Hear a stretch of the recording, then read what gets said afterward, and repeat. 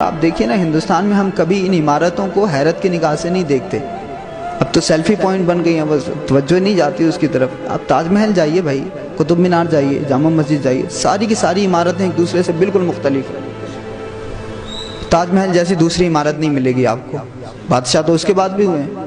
ہمایوں کے مقبرے جیسی دوسری عمارت آپ کو نہیں ملے گی. بادشاہ تو اس کے بعد بھی ہوئے ہیں. سب سے پہلی عمارت بدین ایبک نے بنائی دلی میں، لیکن پھر دوسرا قطب مینار نہیں بنایا گیا. جب دوسرا بنایا گیا تو سم تھنگ ڈفرینٹ، بالکل مختلف تھا اس سے. کیونکہ مسلمانوں کا معاملہ یہ کہاں سے یہ تصور لیا آپ کو پتا؟ وبشر الذین آمنوا وعملوا الصالحات ان لهم جنات تجری من تحتها الانہار کلما رزقوا منها من ثمرۃ الرزق. قرآن پاک میں اس مضمون کے حوالے سے بڑی باتیں ہوئی ہیں. جگہ جگہ اللہ نے جنت کا تذکرہ کیا کہ جنت میں محلات بنے ہوئے ہیں، جنت میں مینار بنے ہوئے ہیں، جنت میں نہریں بہہ رہی ہیں، جنت میں گرینری بھی ہے، درخت بھی لگے ہوئے ہیں. جب مسلمانوں نے پڑھا کہ اچھا یہ ساری چیزیں جنت میں موجود ہیں، تو ایک نقشہ دماغ میں بیٹھ گیا. انجینئرنگ کا ایک نقشہ انسان کے دماغ میں جب ایک خاکہ بیٹھ جاتا ہے، اس کے بعد میں وہ زمین پر اتر آتا ہے نا. تو قرآن میں یہ چیز موجود تھی. سب سے ذالک الکتاب لا ریب فیہ، اس میں تو کوئی شک کی گنجائش نہیں. تو جب قرآن میں یہ چیز موجود تھی تو میرے بھائی تبلیغ کا یہی طریقہ نہیں ہوتا کہ ایک مولانا شور مچاتے رہیں، لوگوں کو بلاتے رہیں. تبلیغ کے بہت سارے طریقے ہوتے ہیں، اور آبزرویشن سے بہتر کوئی طریقہ نہیں ہوتا تبلیغ کا. انسان جب سنتا ہے تو وہ 25% ذہن میں رکھتا ہے، 25 سے 30%. لیکن جب کسی چیز کو دیکھتا ہے، آبزرو کرتا ہے، اس کی آنکھیں دیکھ رہی ہوتی ہیں اور کان سن رہے ہوتے ہیں، تو وہ جو سارا نقشہ دماغ میں بیٹھ جاتا ہے تو وہ 70% ذہن میں رہتا ہے. تو یہ جو قطب مینار بنائی ہے نا، یہ دعوت و تبلیغ کا ایک طریقہ ہے. اور یہ انہوں نے نقشہ سیکھا قرآن پاک سے کہ اللہ کی جنت ایسی ہے، محلات بھی ہیں، نہریں بھی بہہ رہی ہیں، درخت بھی لگے ہوئے ہیں. آپ جائیے نا قطب مینار میں، آپ کو وہاں پہ گرینری بھی ملے گی، درخت بھی ملیں گے، شاندار اونچے نیچے پہاڑیاں بھی وہاں موجود ہیں، شاندار عمارت بھی موجود ہے. وہ قطب مینار اس بات کو بیان کرنے کے لیے ہے کہ یہ جو مینار ہے یہ اللہ کی مسجد کا مینار ہے.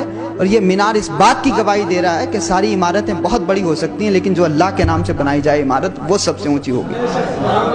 اور آج بھی قطب مینار سے اوپر دلی میں کوئی عمارت نہیں ہے. رب کی کبریائی بیان کر رہی ہے وہ عمارت. قوت الاسلام مسجد کا مینار ہے وہ. اور آپ قطب مینار کو دیکھیے تو ایسا آرکولوجیکل ایک بالکل الگ پوائنٹ آف ویو ہے اس کا. آپ دیکھیے آرکیٹیکچر کا یہ نمونہ یہاں سے لے کے پوری دنیا میں کہیں نہیں موجود ہے. ان مسلمانوں نے جب اس قطب مینار کو بنایا تو اتنا شاندار اس میں ڈیکوریشن کیا. آپ تو جھومر لگاتے ہیں، اور وہ جھومر اگر اتفاق سے گر جائے تو پورا رائتہ پھیل جاتا ہے. لیکن قطب مینار کو شاندار کنسٹرکشن کیا، اس میں اتنا مضبوط بنایا کہ وہ جھومر جو اس زمانے میں لگائے گئے تھے آج سے 800-900 سال پہلے، وہ جھومر آج بھی اسی کی طرح موجود ہیں. آپ دیکھیے گا کہ اس کو آرکیٹیکچر کی ٹرم ہے، وہ چھتا جیسا بنایا گیا، وہ شہد کی مکھیوں جیسا.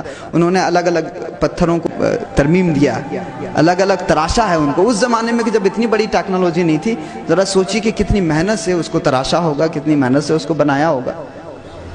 تو اب جب آپ دیکھیں گے تو قطب مینار کے آس پاس میں قرآن پاک کی آیتیں بھی لکھی ہوئی ہیں جو اس بات کی گواہی دے رہی ہیں کہ اس کائنات کو بنانے والا کوئی اور نہیں، کائنات کو بنانے والا خدا ہے. تاج محل جائیے آپ، پانی کے نکاس کا بھی شاندار انتظام موجود ہے. پانی کبھی ٹھہرتا نہیں ہے وہاں، پانی نکلتا بھی رہتا ہے، کبھی جمع نہیں ہوتا. تو انہوں نے جنت کا نقشہ کیا. جنت میں کیا دودھ کی نہریں بہہ رہی ہیں، تو بھئی دودھ کی نہریں ہم نہیں بہا سکتے، پانی کی تو بہا سکتے ہیں. لوگوں کو یہاں آ کر کے یہ لگے کہ یہ کسی مسلمان کا آنگن ہے، جس مسلمان کے آنگن میں کبھی پرچے نہیں لگائے جاتے کہ یہ نہیں آ سکتے وہ نہیں آ سکتے. اور جب وہ اندر آ جائیں تو دیکھیں کہ تاج محل کی اس دیوار پر اس نے لکھا یا ایتھا النفس المطمئنہ ارجعی الی ربک راضیۃ مرضیہ فادخلی فی عبادی وادخلی جنتی. وہ اس بات کو یاد کریں کہ دنیا کے سب سے بہترین عجوبہ تاج محل ہے، مگر اس پر بھی یہ عبارت لکھی ہوئی ہے کہ اے لوگو تمہیں لوٹنا ہے اسی رب کی طرف، چاہے کچھ بھی آپ کر لیں لیکن لوٹنا ہے. اور جب لوٹیں تو ایسا کچھ کر کے جائیے کہ تمہاری عمارتوں کو دیکھ کر کے دکھے دلوں کو بھی سہارا مل جائے.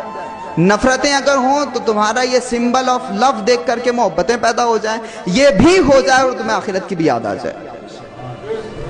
کہاں سے یہ علم حاصل ہو رہا تھا؟ قرآن پاک سے. اور بنانے والا کون تھا؟ ان ساری عمارتوں کو بنانے والے مدرسے کے طلباء تھے. کہاں کے طلباء؟ اس زمانے میں قرآن خوانی نہیں ہوتی تھی 100 روپے میں، سمجھ رہے ہیں آپ؟ تو اس زمانے میں لڈو جلیبی یہ سب تماشے نہیں تھے. ڈیولپمنٹ کا زمانہ تھا، ترقیات کا زمانہ تھا. تو جو قرآن زندگی دینے کے لیے آیا تھا اسی قرآن کو ہم نے مردوں پہ پڑھنا شروع کر دیا.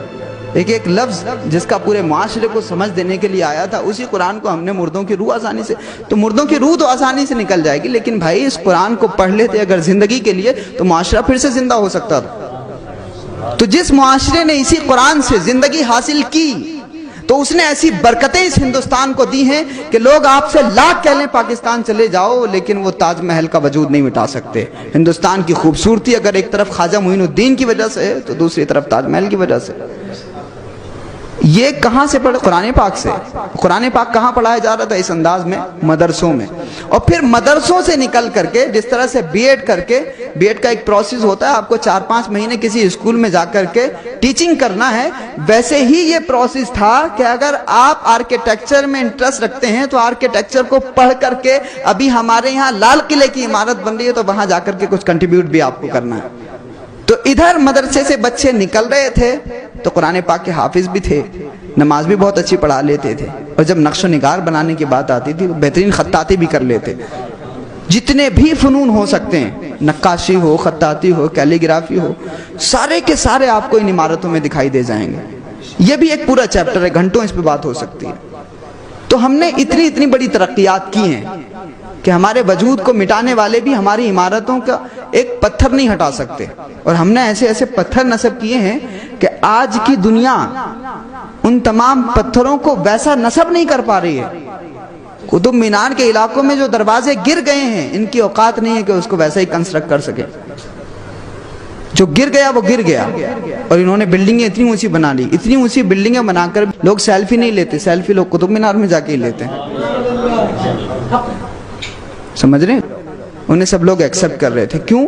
پالیسی ہے. جب دنیا کو آپ کچھ دے رہے ہوتے ہیں تو دنیا آپ کو بادشاہ بنا کے رکھتی ہے, اور جب دینا بند کر دیتے ہیں تو پھر جیسے ہم لائٹ کچرے میں پھینک دیتے ہیں ویسے ہی دنیا بھی ہمیں کچرے میں پھینک دیتی ہے.